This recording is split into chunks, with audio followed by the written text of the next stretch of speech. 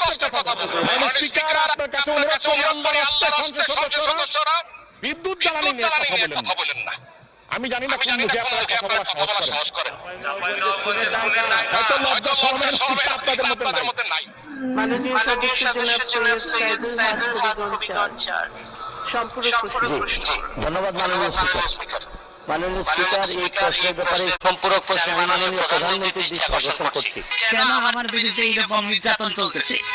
আমার এটা থেকে অক্টোবর সেপ্টেম্বর মাসের বিল, আমার এক একটা বিল এই মাসের বিল আসতে থেকে 3300, এর আগের মাসে আসছে 1300, এর আগের মাসে আসছে 370।